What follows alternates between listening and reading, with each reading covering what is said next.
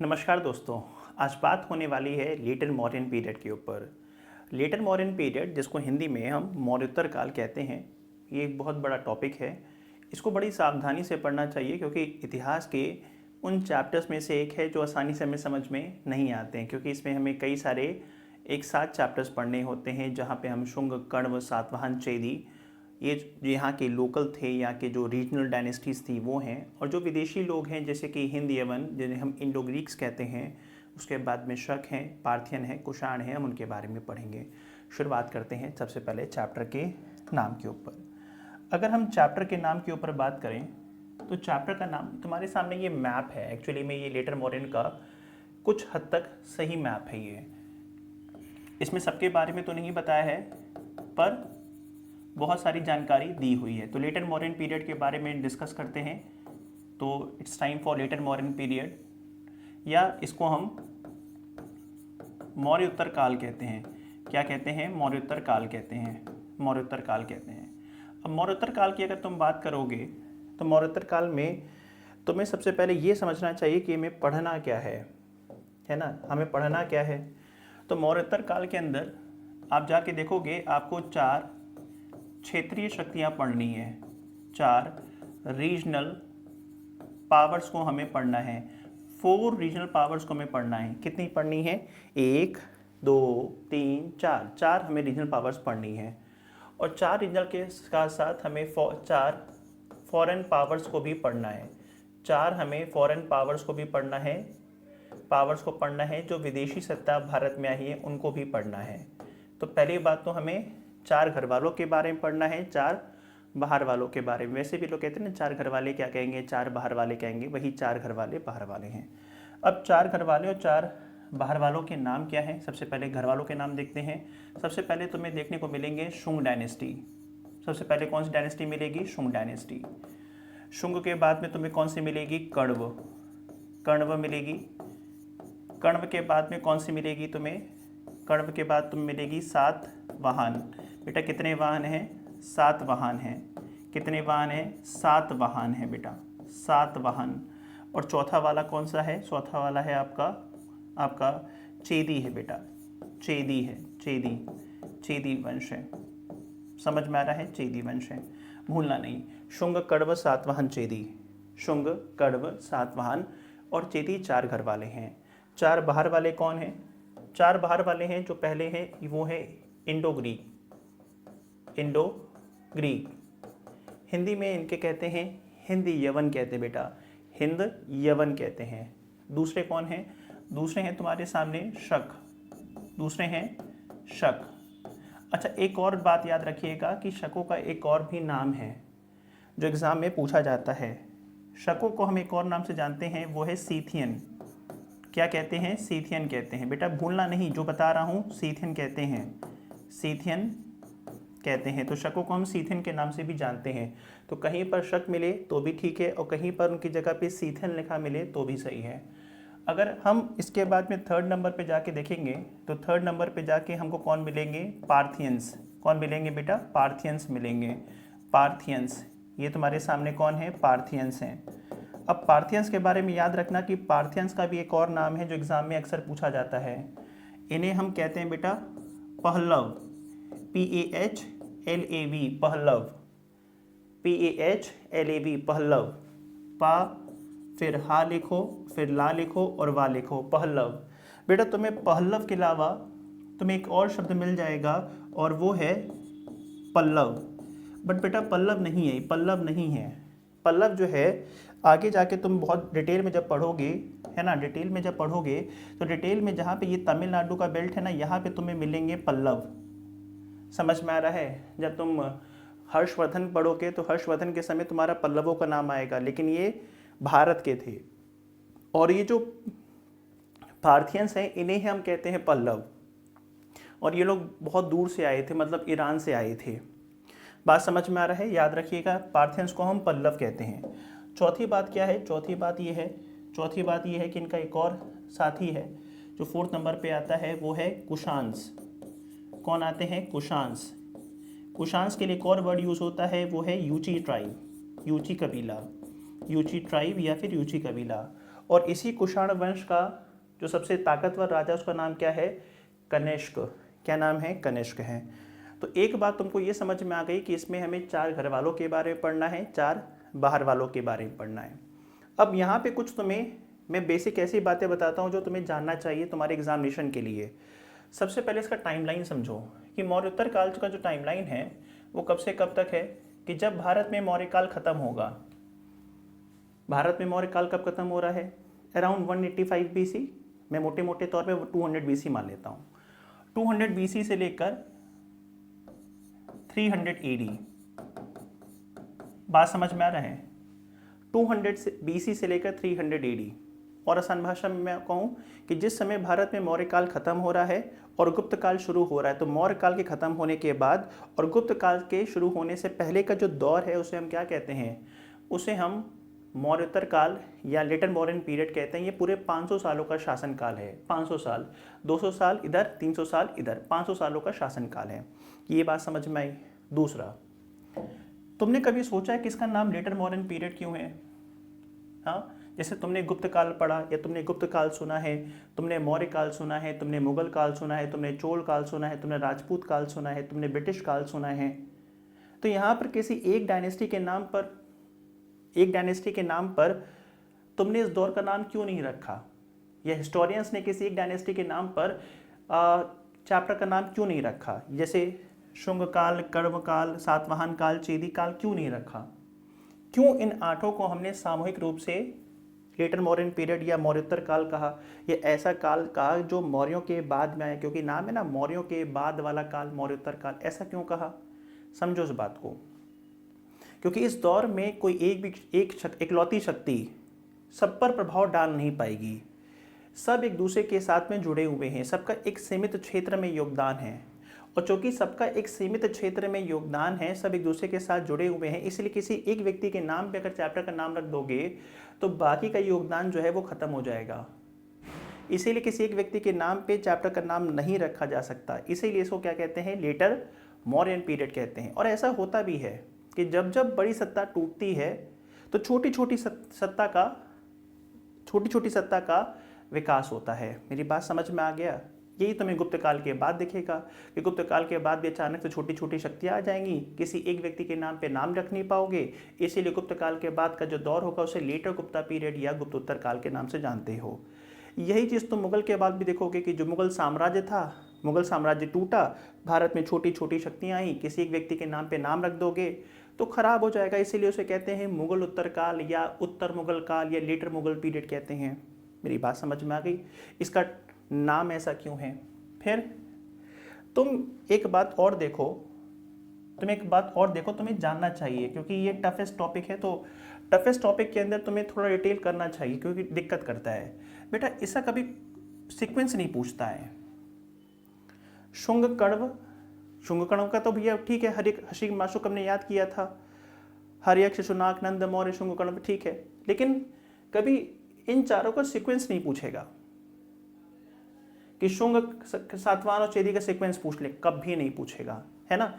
इनका सीक्वेंस आज तक नहीं आया है, कल भी नहीं आएगा। बट इनका सीक्वेंस, इंडो ग्रीक्स हैं, शक हैं, पार्थियन से कुषाण है, इनका सीक्वेंस या इनका सीक्वेंस की जगह पे मैं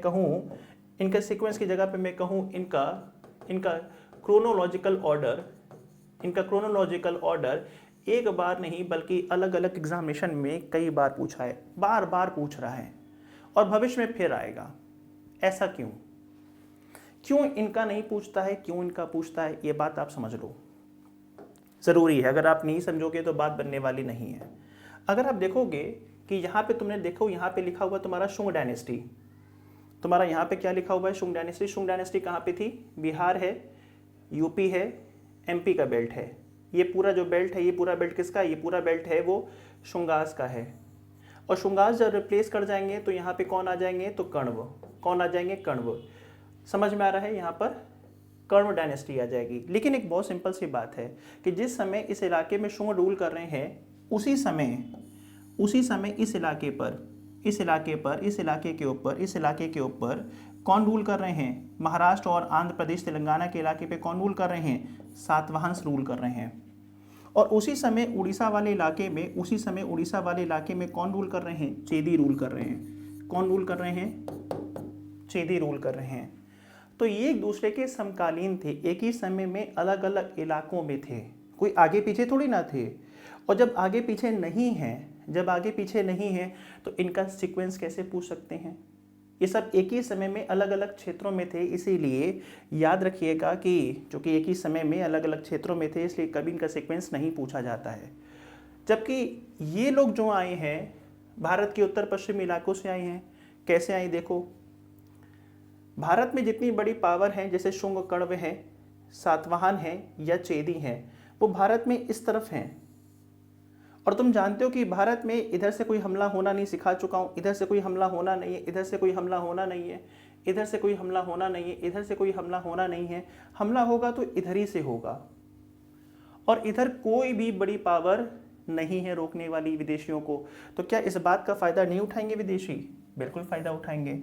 और फायदा उठाएंगे तो इसीलिए सबसे पहले धड़धड़ाते हुए कौन आ गए थे? इंडो ग्रीक्स आ गए। सबसे नंबर 1 पे कौन आ गए? इंडो ग्रीक्स आ गए। इंडो ग्रीक्स का पीछा करते करते कौन आ गए थे?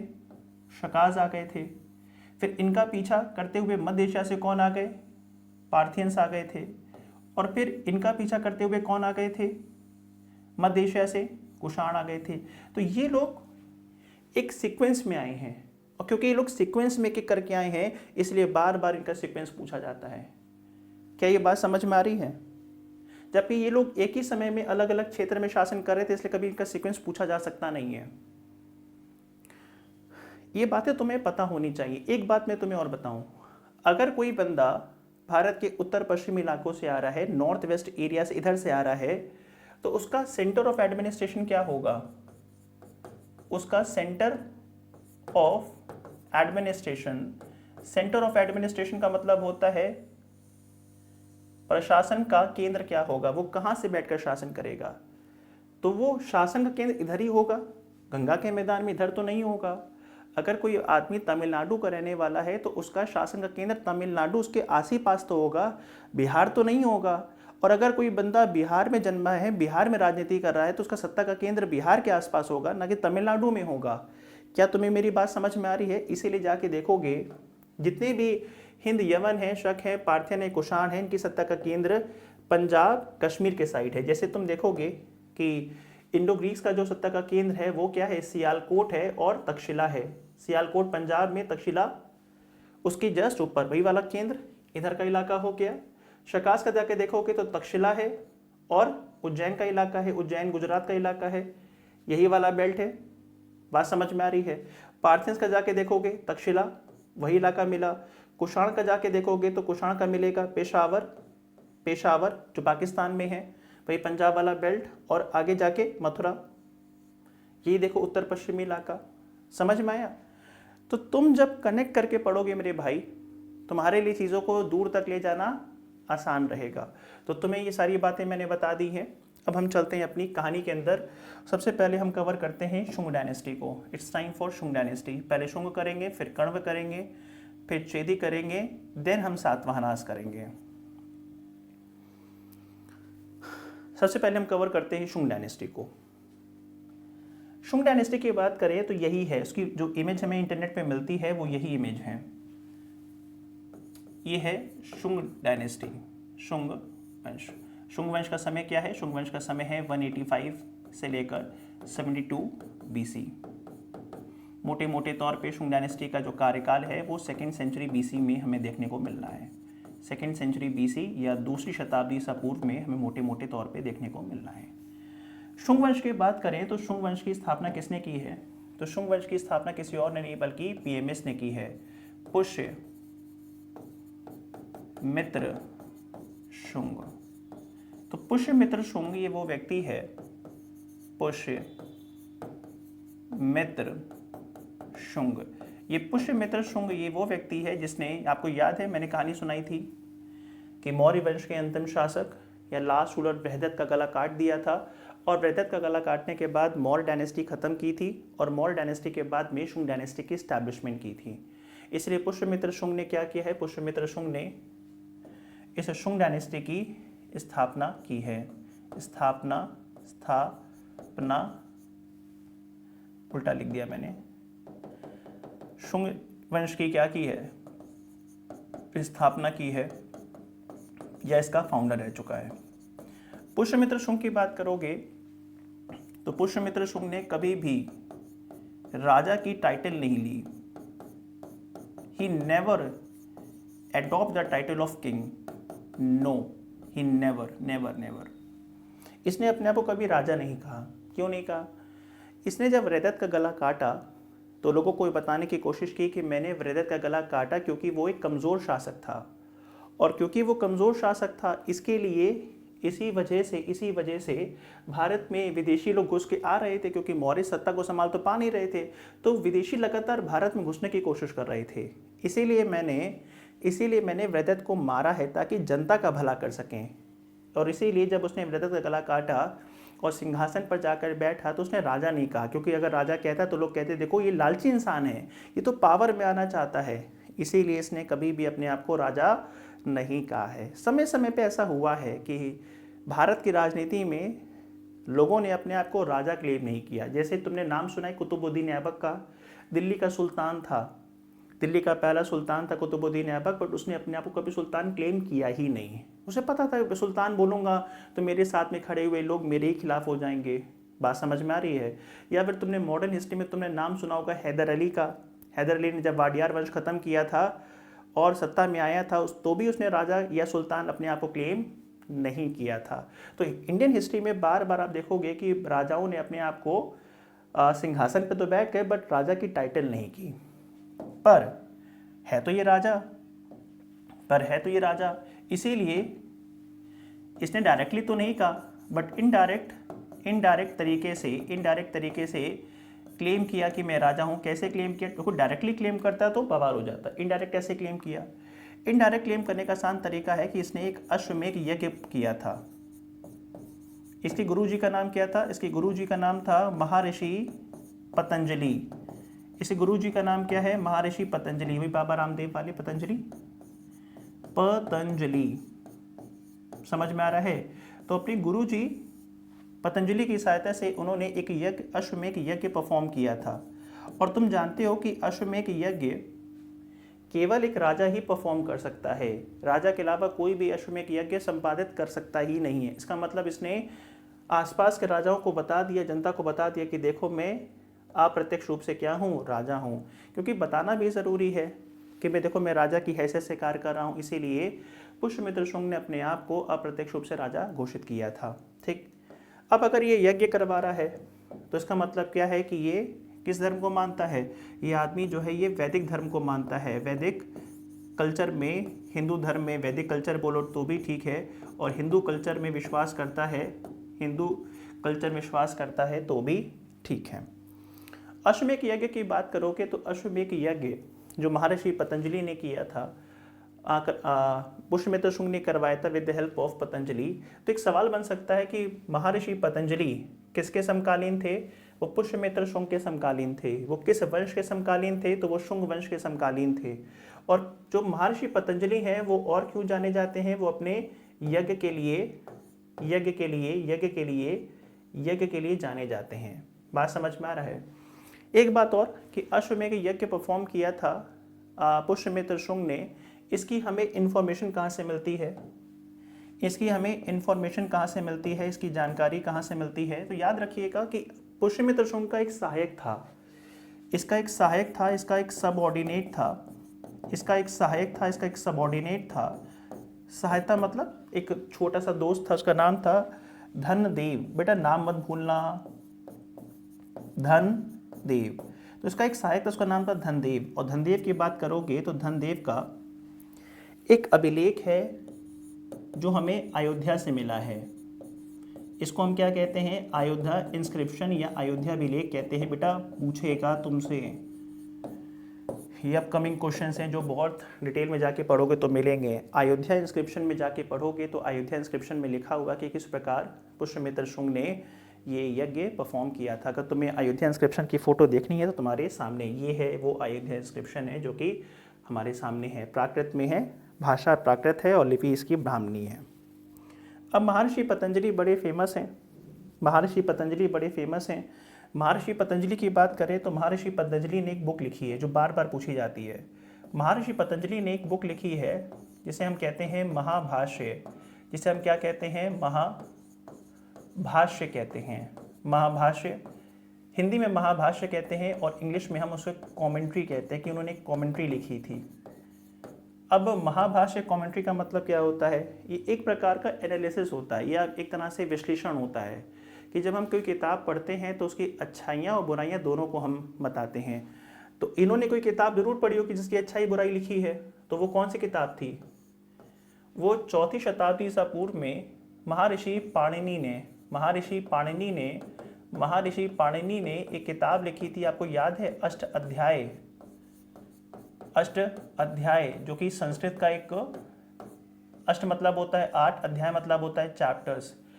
तो 8 चैप्टर्स में संस्कृत के ग्रामर को एक्सप्लेन किया था अष्ट अध्याय के अंदर। उसी अष्ट अध्याय के ऊपर इन्होंने किताब लिखी है महाभाष्य, भूलना नहीं, एग्जाम में आता है हूबहू, ठीक है।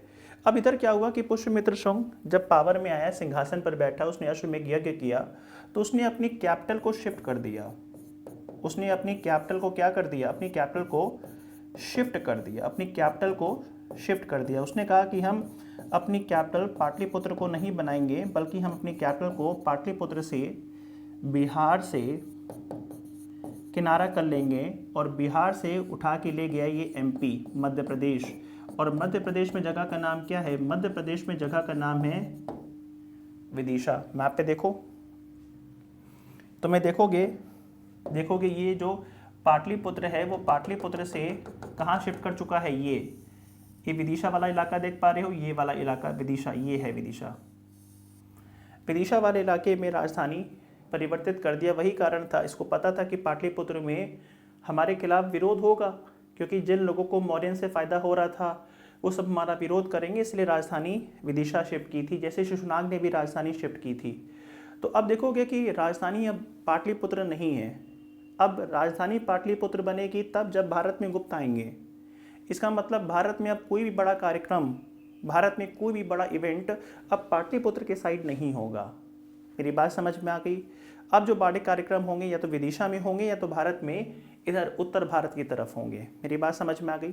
तो इन्होंने कैपिटल को अपनी शिफ्ट की थी पाटलिपुत्र से विदिशा, ताकि एडमिनिस्ट्रेशन को ठीक से चलाया जा सके। अब जिस बात का डर था वही हुआ कि जैसे राजधानी परिवर्तन करने की बारी आई, बहुत सारे बौद्ध मॉन्क्स ने विरोध कर दिया कि पाटलिपुत्र कैसे छोड़ सकते हो, है ना, हमको तो लगता है कि आप बौद्ध धर्म के विरोधी हो। तो पुष्यमित्र शुंग पे आरोप लगा कि ये बौद्ध धर्म का बहुत बड़ा विरोधी है, और ये बात लिखा भी हुआ है कि पुष्यमित्र शुंग ने फिर बहुत सारे बौद्ध भिक्षुओं को मरवा दिया था। दिव्य अवदान एक किताब है, नाम रखना बेटा, दिव्य अवदान, नाम भूलना नहीं, दिव्य अवदान एक किताब का नाम है। वहाँ लिखा हुआ है कि पुष्यमित्र शुंग ने फिर बौद्ध मॉन्क्स को सप्रेस किया था, उनको कुचल दिया था। बट ये बात सही प्रतीत नहीं होती है। अगर पुष्यमित्र शुंग ने बौद्ध मॉन्क्स को सप्रेस किया होता या उनका दमन किया होता, उनको सप्रेस किया होता या उनका दमन किया होता या उनका दमन किया होता या उनका दमन किया होता,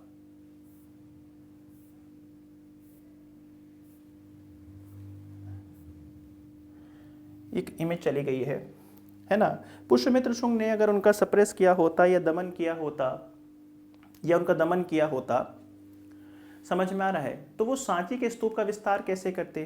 क्योंकि तुम्हें पता होगा कि सांची का स्तूप बना हुआ है। क्या बना हुआ है? सांची का स्तूप। मैं तुम्हें इमेज अब पता नहीं कैसे मिस हो गई है, ठीक है, इमेज वही मैं सोच रहा था इमेज दिखनी चाहिए, बट इमेज दिखी नहीं है, ठीक है।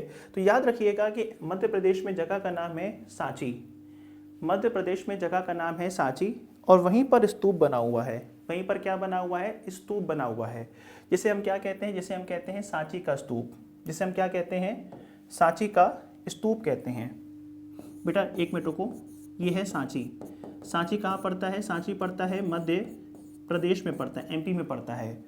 और यहीं पर सम्राट अशोक ने क्या बनवाया था? सम्राट अशोक ने स्तूप बनवाया था।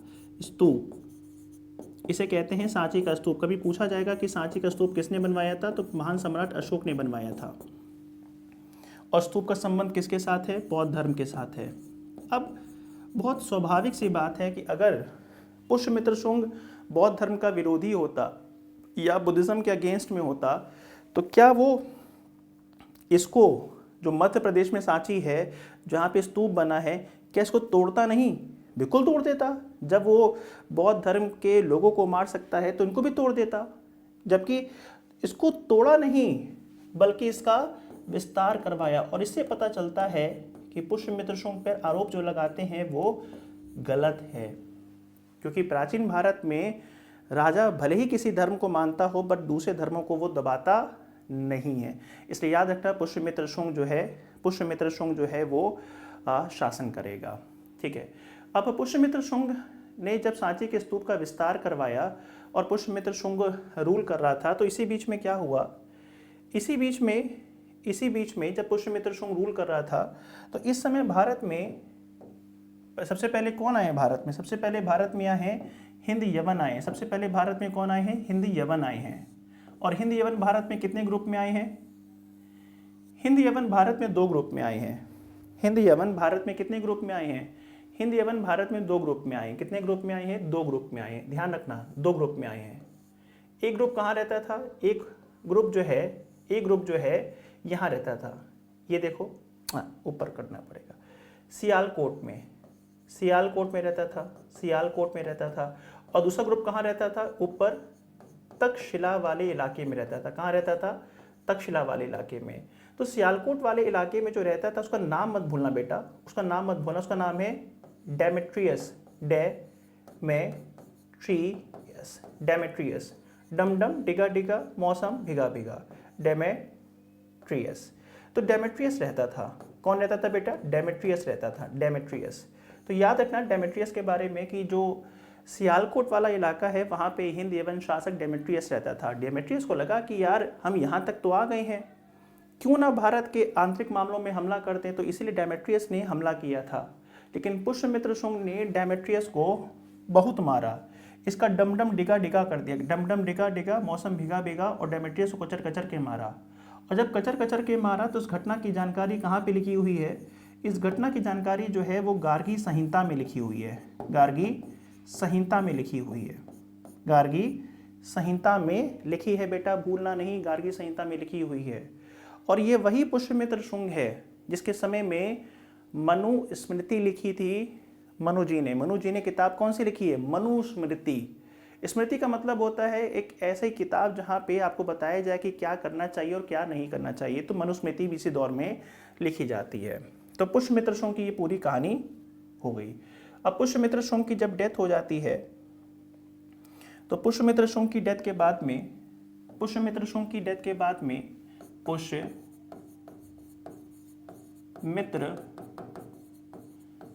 की जब डेथ हो जाती है तो उनकी डेथ के बाद में जो अगला राजा बनता है उसका नाम क्या है? उसका नाम है, याद रखना, अग्निमित्र। उसका नाम क्या है? अग्निमित्र। अग्निमित्र का नाम बेटा कभी भूलना नहीं।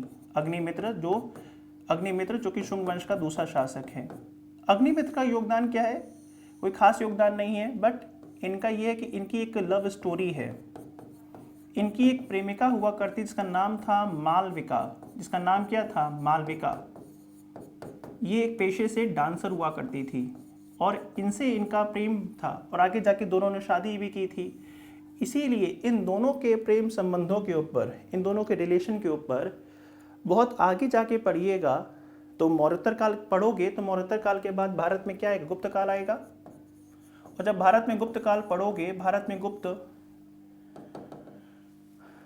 गुप्त एरा पढ़ोगे तो वहाँ पर एक आपको कवि मिलेंगे जिनका नाम है कालिदास जी। तो कालिदास जी, जिन्हें हम भारत का शेक्सपियर भी कहते हैं, उन्होंने एक किताब लिखी थी इन दोनों के रिलेशन पे। उस किताब का नाम क्या है? उस किताब का नाम है मालविका अग्निमित्रम। मालविका अग्निमित्रम। याद रखना, मालविका अग्निमित्रम एक किताब लिखी है। किस भाषा में लिखी है? संस्कृत में, क्योंकि माँ आ रहा है। देखो बेटा कितना स्पष्ट है। मालविका अग्निमित्रम। मालविका अग्निमित्रम। तो मालविका अग्निमित्रम नामक एक किताब लिखी है। यहाँ पे मालविका कौन है? वो लड़की का नाम है। अग्निमित्र शासक का नाम है और ये संस्कृत में लिखी गई किताब है जो महाकवि कालिदास ने गुप्त काल में जाके लिखी हुई है।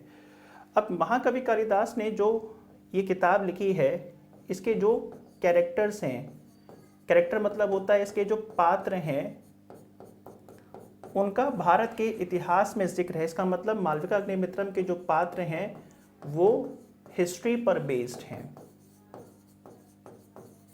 जबकि कालिदास जी ने कुछ ऐसे भी साहित्य लिखे हैं जिनका पुराणों में जिक्र है, तो वो पौराणिक कैरेक्टर होते, जैसे कि अभिज्ञान शाकुंतलम, जिनका पुराणों में जिक्र है, जैसे कि भरत शकुंतला की कहानी, राइट, ध्यान रखिएगा। अब इधर क्या होता है कि अग्निमित्र के बाद में पावर में कौन आता है, वसुमित्र आता है। कौन आता है, वसुमित्र आता है। अब वसुमित्र के समय में क्या हुआ कि वसुमित्र के समय में हिंद यवन शासक, वसुमित्र के समय में हिंद यवन शासक जो सियालकोट के अंदर बैठे हैं, यहाँ पर सियालकोट में बैठे हैं, सियालकोट पंजाब में बैठे हुए हैं, है ना, तो उनमें क्या हुआ था, डेमेट्रियस पिट चुका था। अब चूंकि डेमेट्रियस जो है मार खा चुका था, डेमेट्रियस मार खा चुका था, तो डेमेट्रियस की हिम्मत नहीं हो रही थी कि हम जाएं। तो डेमेट्रियस जब सत्ता से हटा, तो डेमेट्रियस के बाद पावर में आया था, तुमने नाम सुना है मिलिंद का, तुमने किताब का नाम सुना है मिलिंद पन्हो, ये वही मिलिंद है जो हिंद यवन शासक है, सियालकोट में बैठा था, इससे पहले डेमेट्रियस मार खा चुका था। तो मिलिंद को समझ में आया कि हमें भी एक बार ट्राई करना चाहिए, इसीलिए वसुमित्र के समय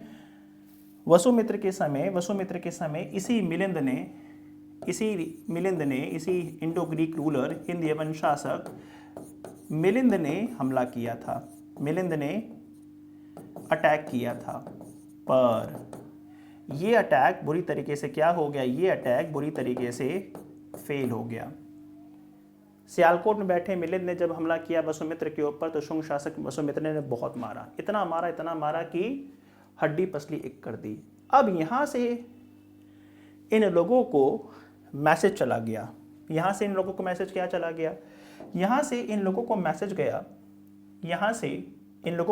गया कि भाई इस इलाके में थोड़ा सा मैं इसको इरेज करूं, नहीं तो समझा नहीं पाऊंगा।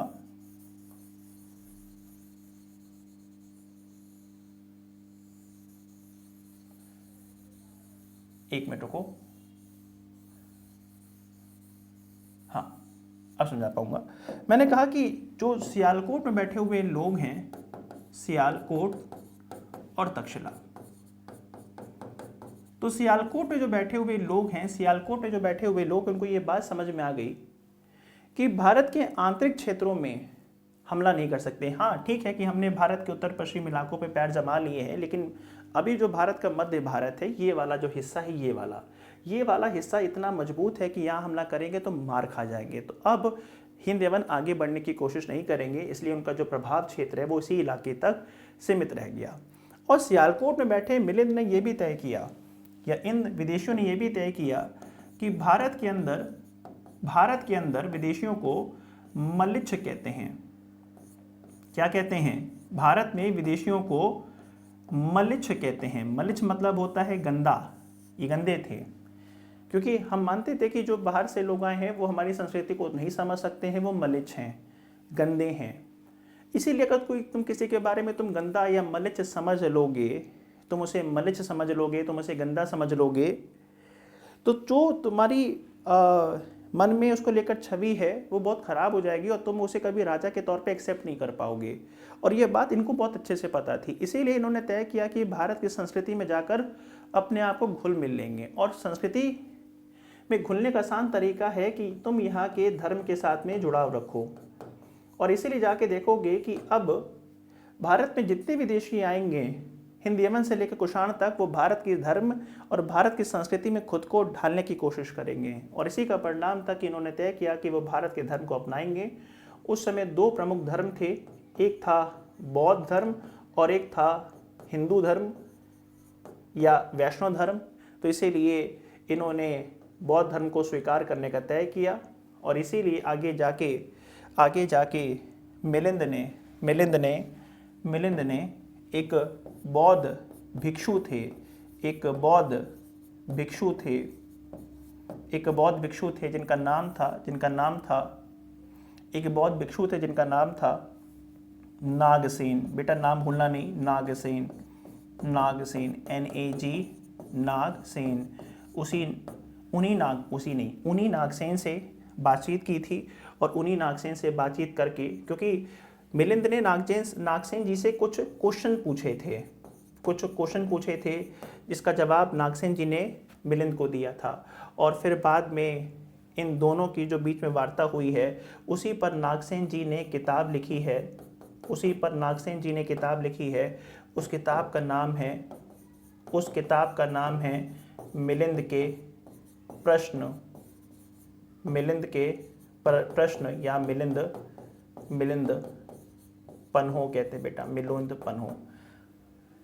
तो तुम्हें कुछ बातें यहाँ पे समझ लेनी चाहिए कि मिलिंद पन्हो किस धर्म की किताब है, तो मिलिंद पन्हो बुद्धिज्म की किताब है। दूसरी बात, किस भाषा में है, ये पाली भाषा में है, तो पाली साहित्य है। और तुम्हें पता है ना पाली में आर साइलेंट होता है, इसलिए यहाँ पे प्रश्न नहीं है, पन्हो आया। उसके बाद में किसने लिखी है, तो नागसेन ने लिखी है। नागसेन किस धर्म के विद्वान हैं, बौद्ध धर्म के विद्वान हैं। नागसेन किस सेंचुरी से बिलोंग करते हैं, तो ये 2nd सेंचुरी BC से बिलोंग करते हैं। इस नागसेन की किताब मिलिंद पन्हो का मेन पात्र मिलिंद कौन है, वो हिंद यवन शासक है जो सियालकोट में रहता है। बेटा इनमें से कोई भी बात भूलना नहीं, क्योंकि सब टेक्निकल बातें हैं। इनमें से कोई भी टेक्निकल बात भूलोगे तुम्हारा प्रश्न, तुम्हारी पढ़ाई सब बेकार हो जाएगी। इसलिए अपने कान और अपनी आंखें खोल के पढ़ना है, ठीक है। अब क्या हुआ कि मिलिंद, अब वसुमित्र की डेथ हो चुकी थी। वसुमित्र की डेथ के बाद में अगला जो राजा आया, मैं यहाँ लिख नहीं पाऊंगा, नेक्स्ट पर लेना पड़ेगा। उसका नाम क्या था, उसका नाम था काशीपुत्र भागभद्र। उसका नाम क्या था, काशीपुत्र भागभद्र। बेटा नाम मत भूलना, बहुत जरूरी नाम है काशीपुत्र भागभद्र। काशीपुत्र भागभद्र जो कि शुंग वंश का शासक है, जो विदिशा में रहता है, जब ये रूल कर रहा था, काशी का पुत्र भागभद्र जब विदिशा बैठ के रूल कर रहा था, तो इसके कोर्ट में कोई आया था। कौन आया और क्यों आया? हुआ क्या था कि ये जो इलाका तुम देख रहे हो, ये वाला सियालकोट वाला, तो सियालकोट वालों को समझ में आ गया था कि भाई भारत पे हमला नहीं करना है, इधर हमला नहीं करना है। जबकि इनकी दूसरी शाखा जो बहुत बाद में आई थी, जो तक्षशिला में बैठी हुई थी, जिसके राजा का नाम था एंटीयालकीट्स।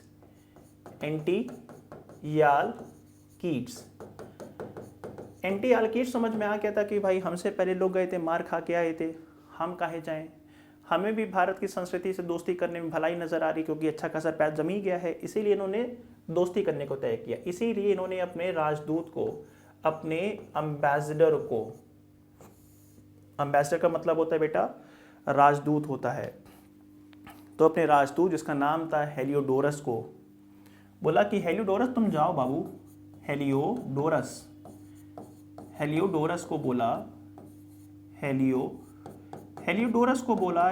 को बोला कि जाओ बाबू और वैष्णव धर्म को अपनाओ। कहाँ अपनाओ? वैष्णव धर्म को अपनाओ। और वैष्णव धर्म को कहाँ अपनाओ? देखो वैष्णव धर्म को सबसे बड़ा केंद्र विदिशा है, जहाँ पे काशीपुत्र भागभद्र है, उसको पता है वैष्णव धर्म के बारे में सब कुछ, तुम उसके पास जाओ। इसीलिए एंटीयालकीट्स ने हेलियोडोरस को कहाँ भेजा था? हेलियोडोरस को भेजा था काशीपुत्र भागभद्र के पास, विदिशा भेजा था। और ये हेलियोडोरस विदिशा आया है। और जब हेलियोडोरस विदिशा आता है, जब हेलियोडोरस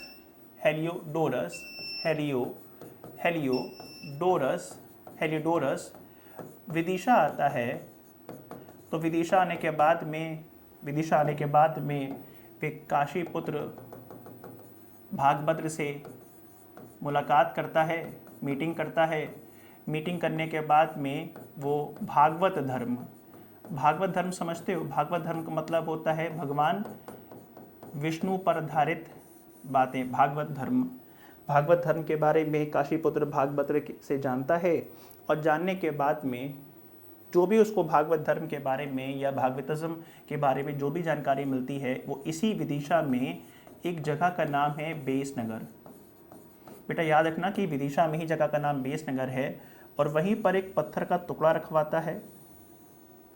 और पत्थर का टुकड़ा रखवा कर उसके ऊपर गरुड़ का सिंबल बनवाता है, क्योंकि गरुड़ किसका सिंबल है? भगवान विष्णु का, क्योंकि भगवान विष्णु का जो वाहन है वो गरुड़ माना जाता है। तो गरुड़ बनवाते हैं और उस पर भागवत धर्म के बारे में लिखवाते हैं। इसीलिए इसे क्या कहते हैं? इसे कहते हैं गरुड़, क्योंकि ये क्या है? पत्थर का आकार जो है पिलर के जैसा है, और चूंकि इस पर लिखा है तो क्या कहते हैं? गरुड़ पिलर इंस्क्रिप्शन कहते हैं। क्या कहते हैं बच्चे? गरुड़ पिलर इंस्क्रिप्शन कहते हैं। और ये गरुड़ पिलर इंस्क्रिप्शन बेसनगर में है, इसीलिए इसको क्या कहते हैं? बेसनगर पिलर इंस्क्रिप्शन भी कहते हैं। और चूंकि बेसनगर कहाँ पड़ता है? विदिशा में, इसीलिए इसको हम क्या कहते हैं? विदिशा पिलर इंस्क्रिप्शन भी कहते हैं। इसको लिखवाया किसने था? इंडो ग्रीक रूलर के एक अम्बेसडर ने, गवर्नर ने लिखवाया। इसका नाम था हेलियोडोरस। इसका मतलब ये इन लोग के साथ में जुड़ा हुआ है, ठीक है। और इस पर किसके बारे में लिखा है? भगवान विष्णु या भगवान शिव के बारे में? ये भी सवाल पूछा गया, ध्यान रखिएगा, भगवान विष्णु के बारे में, ठीक, ध्यान रखना। काशीपुत्र भागभद्र के बाद में अब अंतिम शासक आया देवभूति। देवभूति, देवभूति याद रखना, देवभूति जो है वो शुंग, देवभूति नाम है बेटा। देवभूति जो है वो शुंग वंश का अंतिम शासक है, ये लास्ट रूलर है। और देवभूति को टपका दिया था किसने? वासुदेव कर्ण ने। वासुदेव कण्व ने टपका दिया था। वासुदेव कण्व ने टपका दिया था। देवों के देव कौन है? महादेव। और महादेव क्या लगाते हैं? विभूति, ऐसे याद रखना, देवभूति जो लास्ट रूलर हैं शुंग डायनेस्टी के। और महादेव के सबसे परम मित्र कौन है? वासुदेव श्री कृष्ण है, तो वहाँ से याद रखना वासुदेव, वासुदेव श्री कृष्ण यहाँ से रखना। और फिर क्या हुआ कि वासुदेव जी ने देवभूति की हत्या कर दी और शुंग डायनेस्टी की जगह पे कौन सी डायनेस्टी आ गई? कण्व डायनेस्टी आ गई। बट कण्व डायनेस्टी जो 72 BC में आई थी, बहुत लंबे समय तक नहीं चल पाई और इंडियन हिस्ट्री में ज़्यादा कोई प्रभाव भी नहीं छोड़ पाई। इसीलिए कण्व डायनेस्टी आई और बिना कोई प्रभाव छोड़े वो चली गई। और इसी बीच में कण्व डायनेस्टी का जो लास्ट रूलर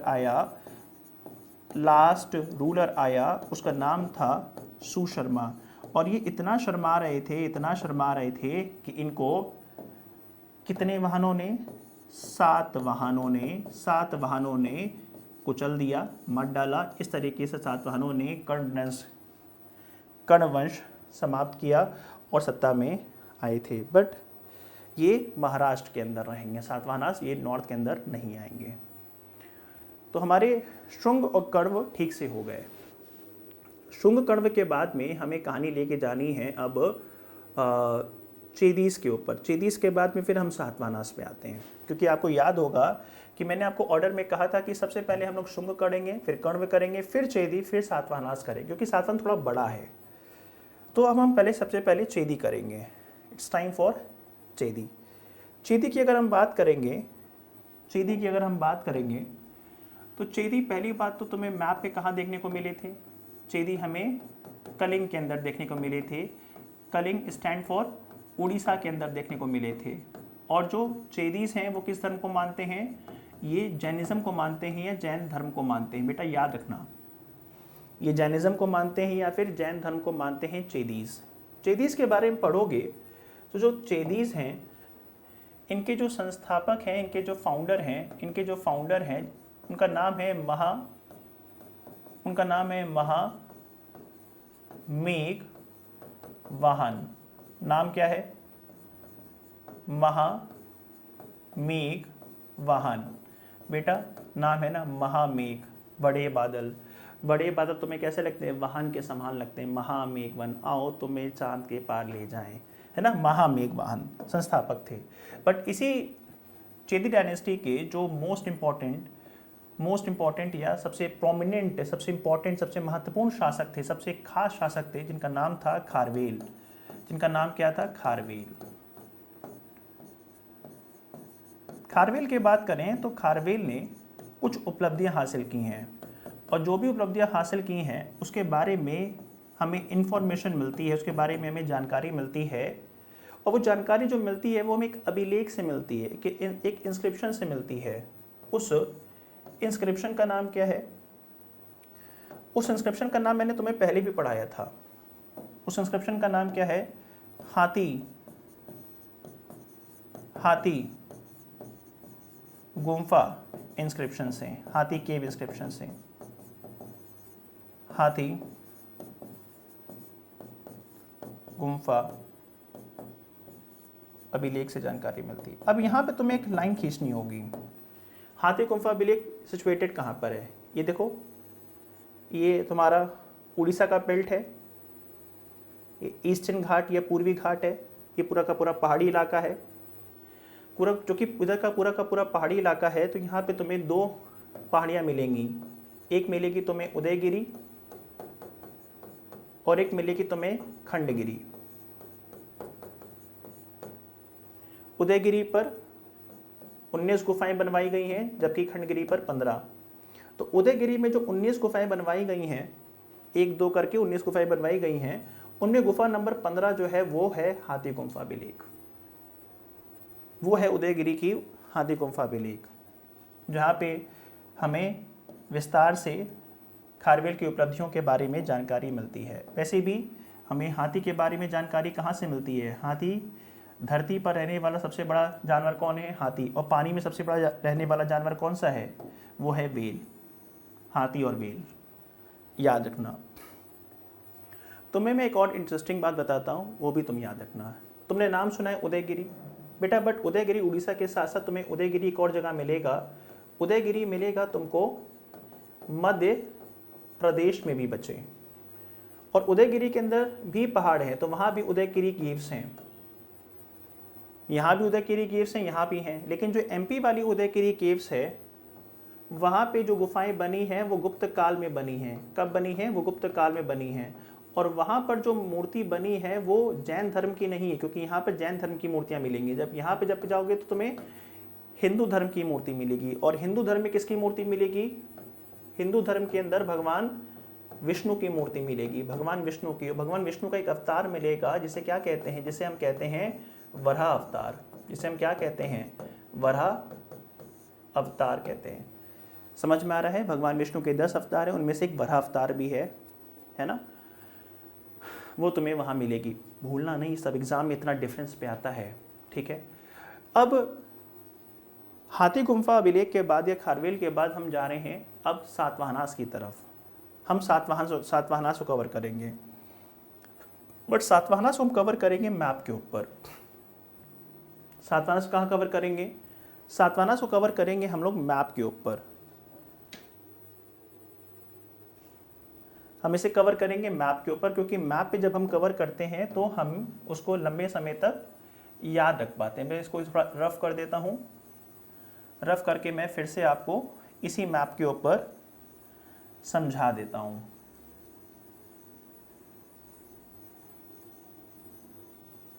हमारा मैप वर्क जितना स्ट्रांग होगा, हमारी इमेजेस में जितना कमांड होगा, हमें वो चीज़ें उतने लंबे समय तक याद रहेंगी। अगर हमारा मैप वर्क अच्छा नहीं है तो वो चीज़ें हमें लंबे समय तक याद नहीं रह पाती हैं दोस्तों, राइट। अब चलो हम तुम्हें और कहानी सुनाते हैं। क्या हुआ कि अगर तुम सातवाहनास को देखोगे तो पहली बात तो ये है कि सातवाहन, क्या लिखा है बच्चे? सातवाहन लिखा हुआ है। सातवाहन की बात करोगे तो इनका इलाका कौन सा है? तो इनका जो इलाका है वो तुम्हारा महाराष्ट्र, आंध्र प्रदेश और तेलंगाना का बेल्ट है। ये मैप पे देखो, ये देखो महाराष्ट्र हो गया, ये देखो ये पूरा आंध्र प्रदेश और तेलंगाना का बेल्ट। ये वाला जो बेल्ट है ये सातवाहनास का है। मैप पे समझ में आ गया? ये जो मैंने लाइन खींची है यही सातवाहनास का एक्चुअल मैप हुआ करता था। सातवाहनास की बात करोगे तो मैं तुम्हें इंटरेस्टिंग बात बताता हूँ। जैसे एक शब्द है पुराण। पुराण का मतलब क्या होता है? प्राचीन, ओल्डेस्ट। कितने पुराण हैं? 18। पुराणों के अंदर क्या बताई गई हैं? धर्म से संबंधित कहानियाँ, स्टोरीज। क्योंकि अगर तुम्हें घर घर तक पहुँचना है तो तुम्हें कहानियाँ बतानी होंगी, क्योंकि कहानियाँ चाहे वो पढ़ा लिखा आदमी हो या ना लिखा हो, वो आराम से उन कहानियों को समझ सकता है और आगे भी फॉरवर्ड कर सकता है। इसलिए कहानियाँ गढ़ी गई थी, कहानियाँ लिखी गई हैं हमारे पुराणों के अंदर। पुराणों के अंदर जो कहानियाँ मिलेंगी, उन कहानियों के अनुसार जो हमारे सातवाहनास हैं, हमारे सातवाहनास हैं, उन सातवाहनास के लिए उन्होंने आंध्र शब्द का इस्तेमाल किया। याद रखना, इनके लिए क्या शब्द इस्तेमाल किया है? आंध्र। जैसे कि एक पुराण, इसका नाम है वायु पुराण। अगर वायु पुराण को पढ़िएगा, तो वायु पुराण के अंदर आपको सातवाहन शब्द मिलेगा। तो वायु पुराण को ठीक से पढ़िएगा तो तुम्हें सातवाहन शब्द मिलेगा उनके लिए, जबकि उनके लिए आंध्र शब्द मिलेगा। जबकि तुम अगर सातवाहनास जाओगे तो सातवाहन शासकों ने समय समय पे क्या जारी किए हैं? अभिलेख। समय समय पे जो अभिलेख जारी किए हैं उनमें सातवाहन शब्द तुम्हें देखने को मिलेगा। ठीक, तो अभिलेखों में सातवाहन शब्द इस्तेमाल हुआ है, जबकि पुराणों में, खासकर वायु पुराण में, इनके लिए आंध्र शब्द इस्तेमाल हुआ है। आंध्र मूलतः एक कबीला भी था इस एरिया में, वहीं से आंध्र प्रदेश भी बन गया। अब अगर हम सातवाहनास की बात करेंगे तो तुम पाओगे सातवाहन के बारे में कि जो सातवाहन रूलर्स हैं, इनके बारे में कहते हैं कि ये मौर्यों के उत्तराधिकारी भी हुआ करते थे। सर ये क्या बोला आपने? मौर्यों के उत्तराधिकारी? सर हमने तो पढ़ा है कि ये लोग पहले मौर्यों के अधिकारी हुआ करते थे। हमने तो ये सुना है कि सर ये मौर्यों के अधिकारी थे। आप तो एक नई बात बता रहे हो कि मौर्यों के उत्तराधिकारी थे। मैंने बिल्कुल सही बोला है, मैं इसी बात पर रुका रहता हूँ, क्योंकि आपने मौर्यों के उत्तराधिकारी सातवाहन नहीं सुना है, आपने मौर्यों के उत्तराधिकारी या मौर्यों के सक्सेसर शुंग को सुना है। बट मैं यहाँ पे सातवाहन कह रहा हूँ। ऐसा क्यों? कुछ तो कारण होगा, बिना कारण के तो मैं ऐसा नहीं कह रहा हूँ। देखो, तुम इस बात को समझते हो, अगर तुम ये मैप, अगर तुम्हें देखा हुआ, तुम्हारा मैप समझा हुआ है, तो तुम इस मैप को देखो। तुम याद करो कि जो मौर्यंस हैं पूरे हिंदुस्तान पर फैले हुए थे। तो महाराष्ट्र का इलाका, उड़ीसा का इलाका, उत्तर भारत का इलाका सब मौर्यंस के हाथों में था। तो ऐसे में क्या हुआ कि जो सातवाहन्स हैं वो पहले मौर्यों के लिए इस इलाके में काम करते थे। तो ये क्या हो गए? मौर्यों के अधिकारी हो गए। लेकिन जब फिर मौर्यंस कमज़ोर पड़ने लगे तो उनकी सीमाएं घटने लगीं। आगे जाके केवल पाटलिपुत्र तक सीमित रह गई थी, वो भी जब राजा मर गया तो वो भी ख़त्म हो गई। तो ऐसे में क्या हुआ कि जब वो राजा मर गए, मौर्यंस ख़त्म हो गए, तो ये इलाके अब खाली थे, यहाँ पे अब किसी का शासन था नहीं।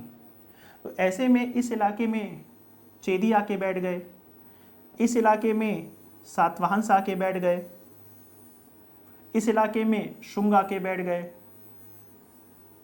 इसीलिए उत्तर भारत में मौर्यों की जगह कौन आए? शुंग आ गए। दक्षिण भारत में महाराष्ट्र और आंध्र प्रदेश के इलाकों में सातवाहन आ गए, जबकि उड़ीसा के इलाके में चेदी आ गए। तो उत्तर भारत में इनके सक्सेसर शुंग हैं, जबकि महाराष्ट्र आंध्र प्रदेश में इनके सक्सेसर कौन है? तो वो सातवाहन है। और जबकि उड़ीसा के इलाके में मौर्यों के सक्सेसर कौन है? तो वो चेदीज हैं। क्या मेरी बात समझ में आ रही? देखने का नज़रिया है, तुम उस नज़र को पैदा करो, तुम्हें अपने आप समझ में आ जाएगा। इसीलिए मौर्यंस के पहले अधिकारी थे, और जब मौर्यंस बर्बाद हो गए तो इस इलाके में उन्होंने खुद का रूल किया, तो वो मौर्यों के सक्सेसर हो गए थे। ये बात तुम्हें समझ में आ गई? अब हम मौर्यों के बारे में तुम्हें और कहानी सुनाते हैं। अच्छा, मैप ही बताना है। हाँ, फिर क्या हुआ कि जब तुम मौर्यंस की बात करोगे तो मौर्यंस जो है, असल इनकी राजधानी क्या, याद रखना, इनकी राजधानी जो है वो यहाँ मिलेगी तुम्हें, यहाँ पर प्रतिष्ठान। ये देखो लिखा है ना, प्रतिष्ठान, ये है प्रतिष्ठान। और इनकी दूसरी राजधानी क्या है? वो अमरावती है। प्रतिष्ठान महाराष्ट्र में बेटा, प्रतिष्ठान कहाँ पर है? महाराष्ट्र में। इसी बीच में क्या हुआ, इसी बीच में अगर तुम सातवाहनास की बात करोगे तो सातवाहन के जो पहले शासक, उनका नाम है शिमुख। कितने मुख हैं इनके? जो है 3 मुख हैं। तो श्रीमुख, सी है ना, 1 2 3, 3 मुख हैं सिमुख। तो सिमुख ये फाउंडर थे, ये संस्थापक थे, सातवाहन डायनेस्टी के। शिमुक के बाद में जो अगले राजा मिलेंगे उनका नाम है श्री सातकर्णी। उनका नाम क्या है? श्री सातकर्णी। और श्री सातकर्णी की बात करोगे तो श्री सातकर्णी ये सातवाहन वंश के वास्तविक संस्थापक माने जाते हैं, वो रियल फाउंडर माने जाते हैं। मतलब नींव केवल रखी थी शिमुक ने, पर वास्तव में इसकी स्थापना करने वाले कौन थे? श्री सातकर्णी थे। और श्री सातकर्णी को पढ़ोगे तो श्री सातकर्णी ने एक्सपेंशन किया था, काफ़ी विस्तार किया था। पता कैसे चलता है? देखो, श्री सातकर्णी रहता है यहाँ पे प्रतिष्ठान में, और यहीं पर एक छोटा सा राज्य है जिसका नाम है नागवंश। यहाँ पर एक नाग नाम का वंश है, नाग डायनेस्टी है। और इसी नागवंश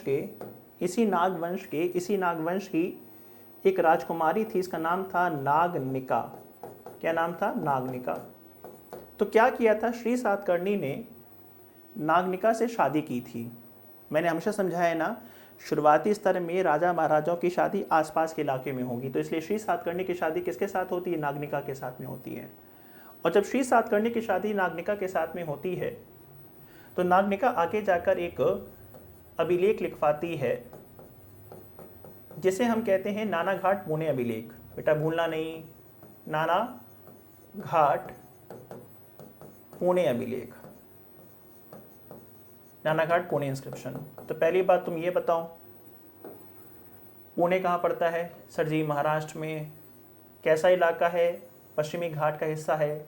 इसका मतलब महाराष्ट्र की कहानी है, सही कह रहा हूँ ना? तो नाना घाट, नाना सिर्फ नाम था उस घाट का, तो नाना घाट पुणे अभिलेख। तो नाना घाट एक जगह का नाम है पुणे में, जहाँ गुफा की दीवारों पर लिखा हुआ है नाना घाट पुणे इंस्क्रिप्शन। उसमें क्या लिखा हुआ है? उसमें लिखा हुआ है कि नागनिका कहती है कि मेरे पति श्री सातकर्णी ने एक राजसूय यज्ञ और 2 अश्वमेध यज्ञ किए थे। राजसूय यज्ञ वही व्यक्ति परफॉर्म करता है जो राजा बनता है। जब राजा बनता है तो एक यज्ञ परफॉर्म किया जाता है ना, उसको राजसूय यज्ञ कहते हैं। और जब आप अपनी बाउंड्रीज को एक्सपैंड कर लेते हो, विस्तार कर लेते हो, तो अब आप क्या करते हो? अश्वमेध यज्ञ करते हो। मैं पढ़ा चुका हूँ, समझ में। इससे पता चलता है कि उन्होंने अपनी बाउंड्रीज को एक्सपेंशन किया था, इसलिए उसको हम रियल फाउंडर कहते हैं। और इसके उपलक्ष्य में, इस यज्ञ के उपलक्ष्य में उसने ब्राह्मणों को क्या दिया था? भूमि दान में दिया था, लैंड ग्रांट दिया था। और यहीं से इंडियन हिस्ट्री में भूमि अब दान में दी जाने लगेगी। श्री सातकर्णी के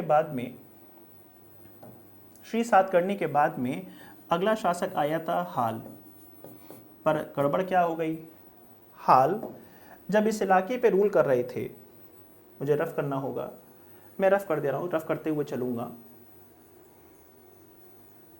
जब हाल इस इलाके में रूल कर रहे थे,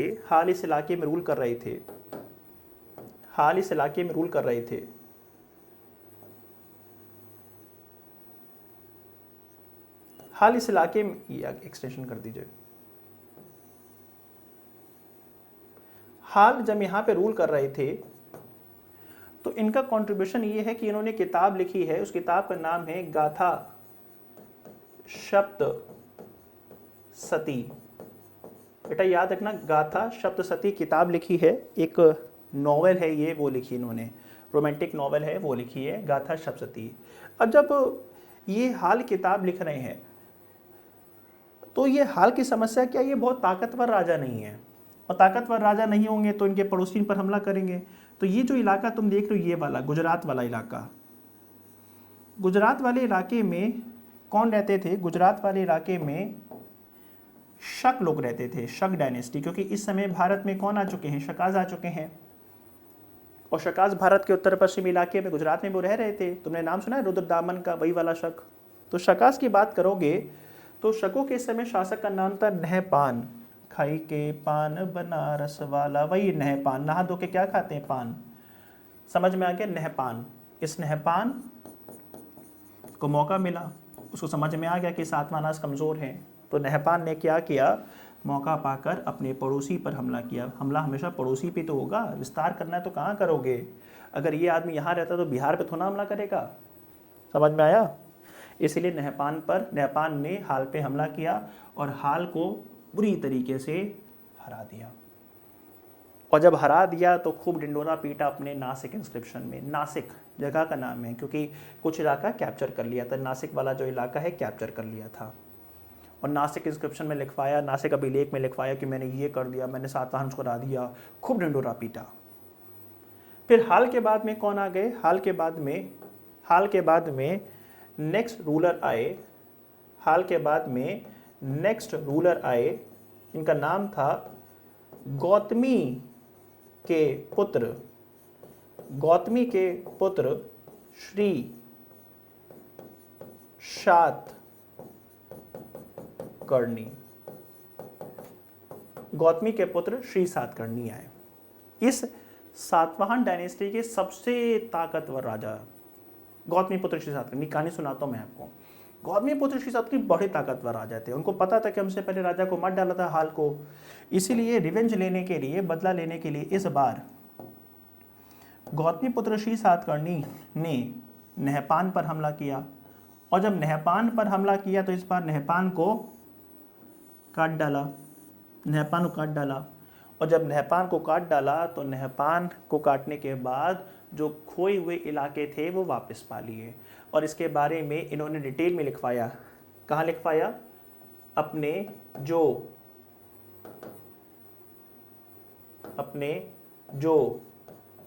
गुल थम्पी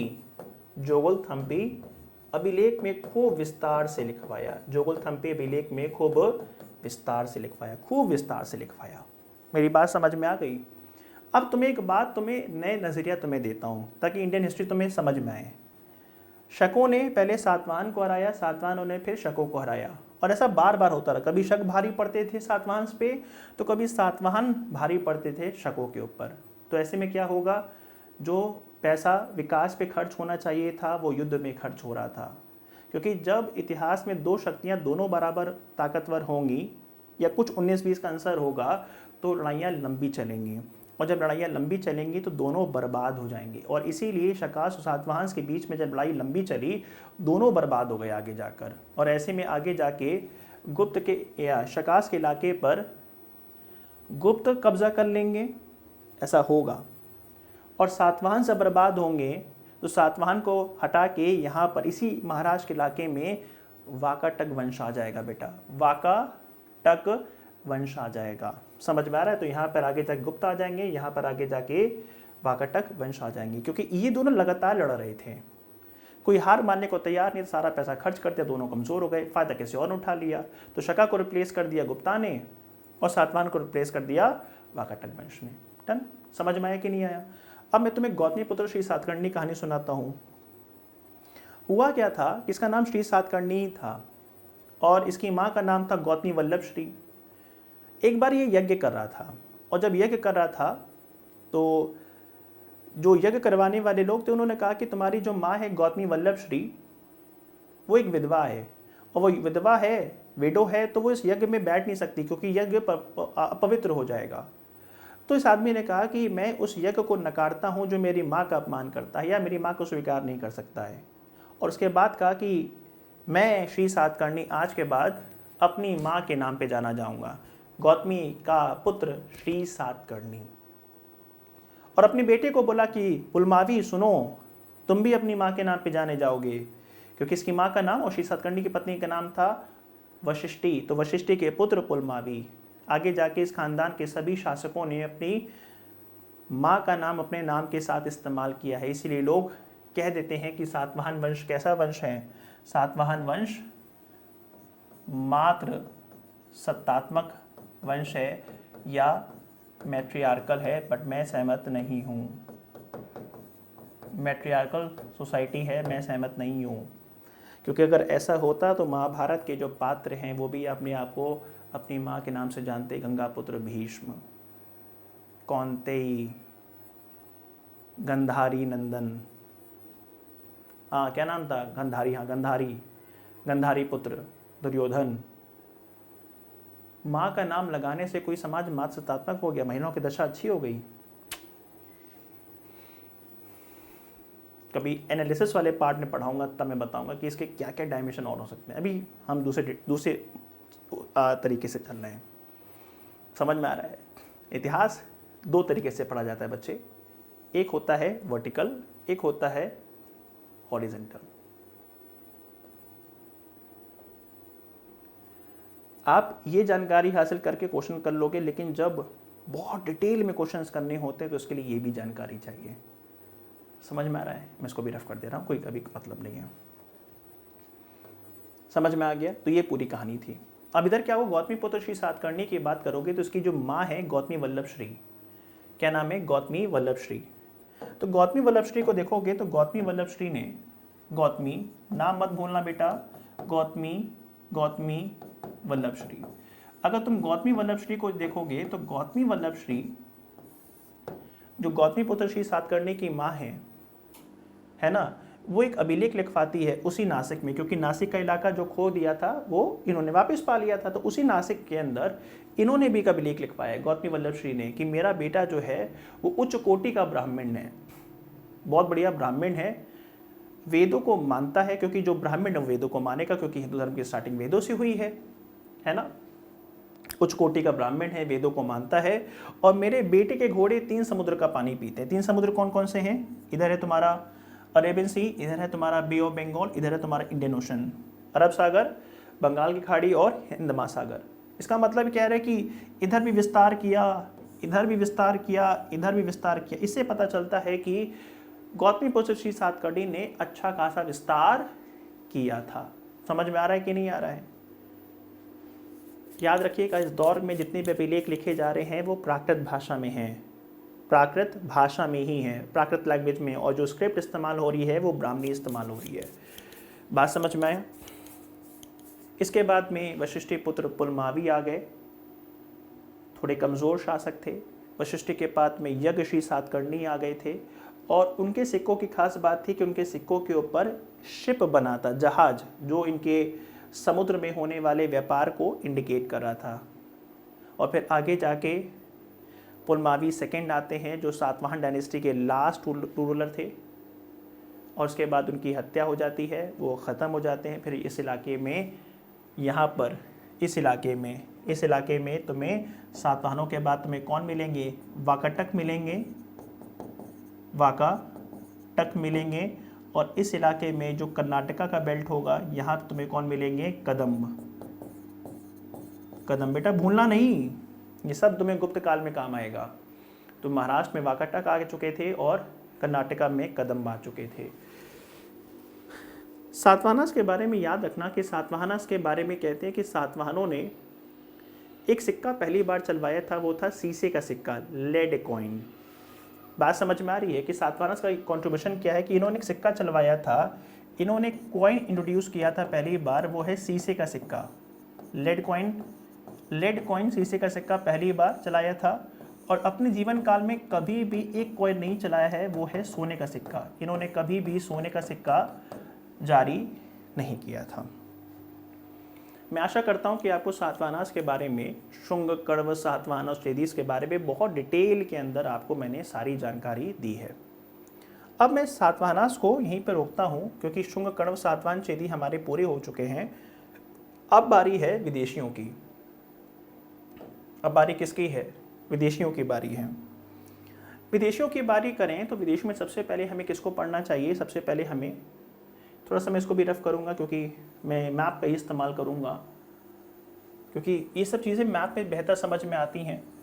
मैप का इस्तेमाल अगर नहीं करूंगा तो, क्योंकि सारा खेल मैप का है, क्योंकि यहाँ पे बहुत सारी चीज़ें हैं और सब कुछ मैप पे है कि शक कहाँ बैठे हैं, सातवाहनास कहाँ बैठे हुए हैं, कहाँ की कहानी है। अगर मैप पे नहीं बताऊंगा और केवल पे पढ़ाता हुआ चला जाऊंगा तो शायद आप उसको रिलेट नहीं कर पाओगे। बच्चे, रिलेट करना बहुत ज़रूरी है ना, वरना पता चला रिवीजन करने बैठे तो हमें वो चीज़ें याद नहीं रहती हैं, और नोट्स में चूँकि एज इट इज़ लिखा हुआ है तो आपके लिए पढ़ना आसान है। ठीक, it's time for Indo Greeks. अब हमें क्या पढ़ना है? विदेशी शक्तियाँ पढ़नी है, फॉरेन पावर्स पढ़नी है, और चूँकि हमें फॉरेन पावर्स पढ़नी है, विदेशी शक्ति पढ़नी है, तो फॉरेन पावर्स में, विदेशी शक्ति में सबसे पहले क्या पढ़नी है? हिंद यवन, फिर शकास, फिर पार्थियंस और फिर कुषाण। हमारी ये क्लास जो है वो पार्थियन पे आके रुकेगी। कुषाण एक बड़ा टॉपिक है, उसको हम एक सेपरेट वीडियो में करते हैं।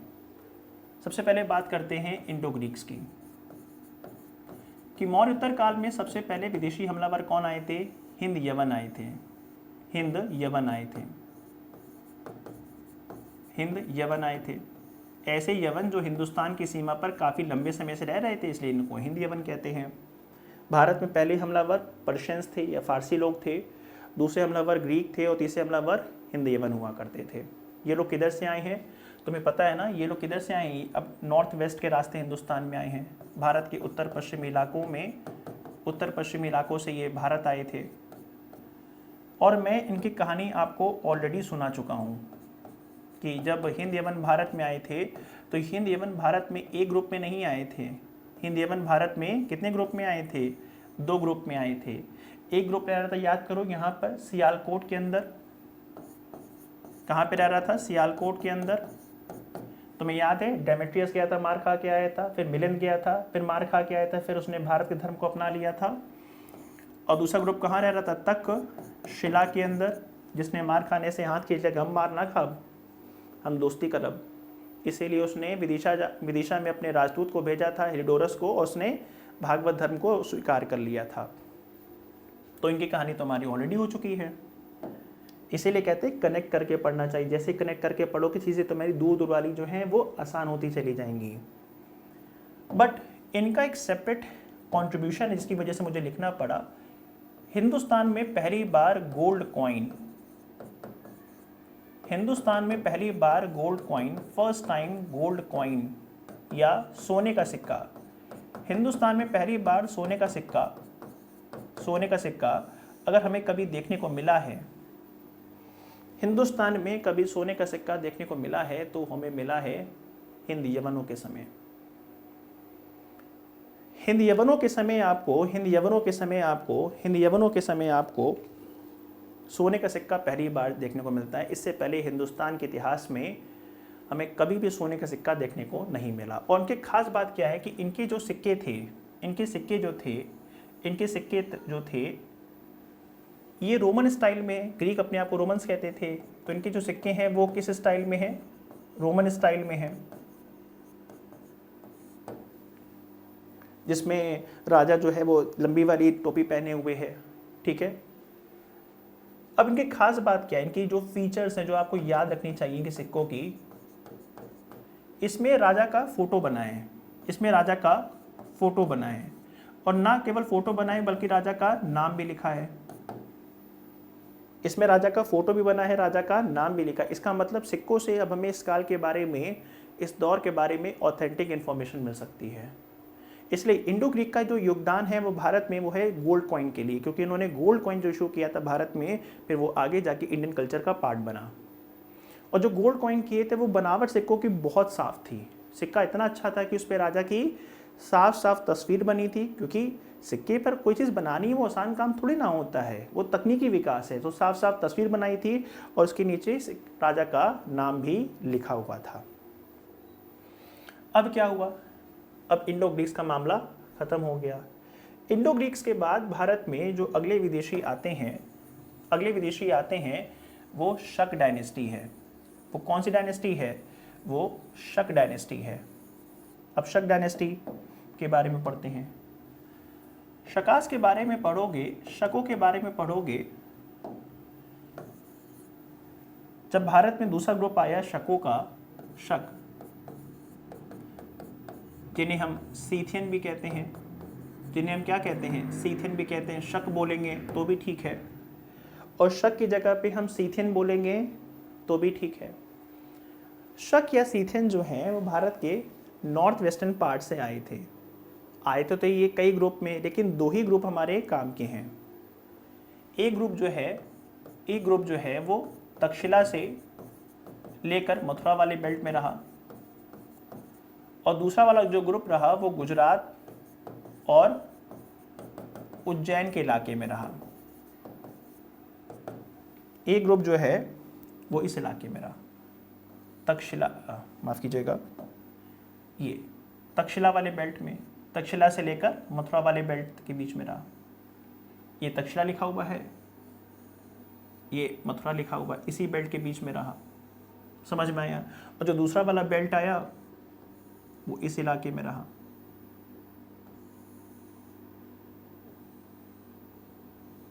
समझ में आया।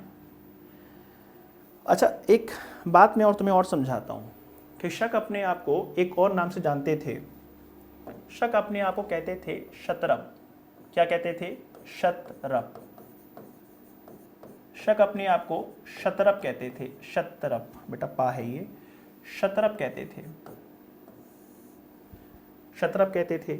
अब चूंकि ये उत्तरी क्षेत्र में है, इसीलिए कहीं कहीं मैप पे आपको क्या लिखा मिलता है? उत्तरी शतरप।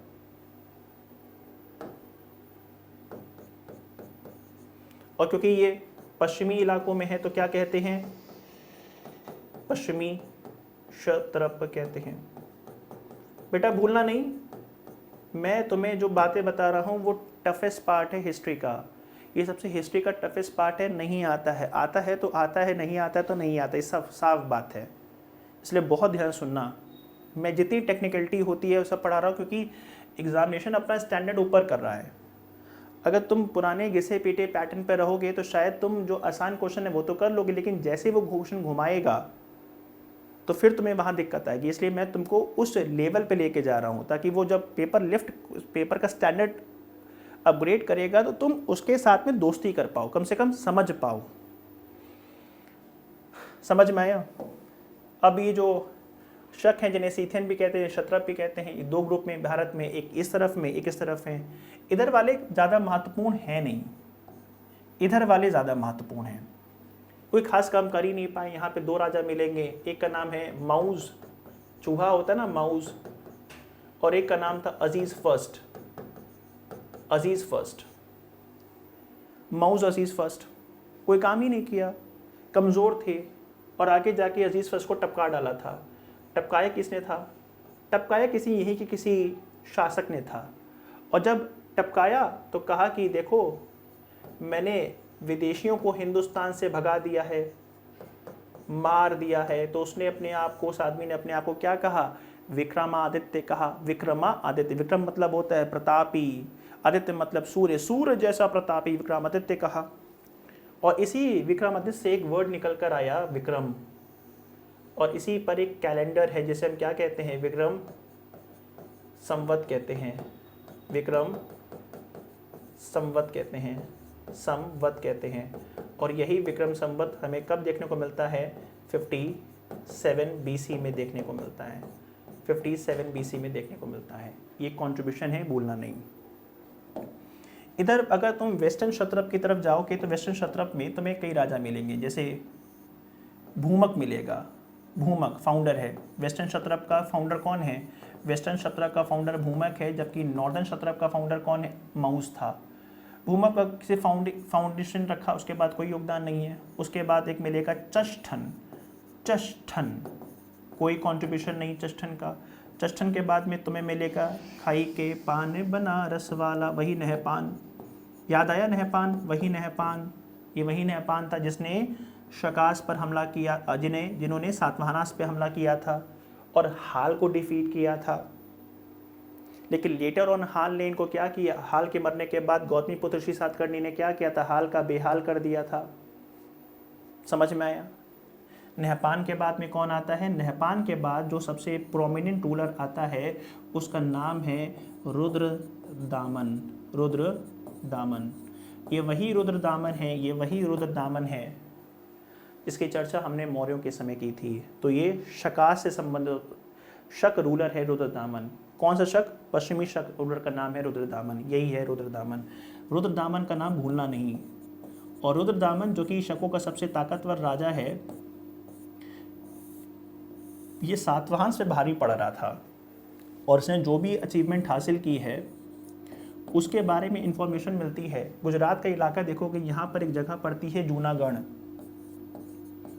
जूनागढ़, जूनागढ़ के अंदर एक अभिलेख लिखवाया था जिसे हम जूनागढ़ इंस्क्रिप्शन कहते हैं। इसकी खास बात यह है कि जूनागढ़ इंस्क्रिप्शन संस्कृत में लिखा जाने वाला पहला इंस्क्रिप्शन है।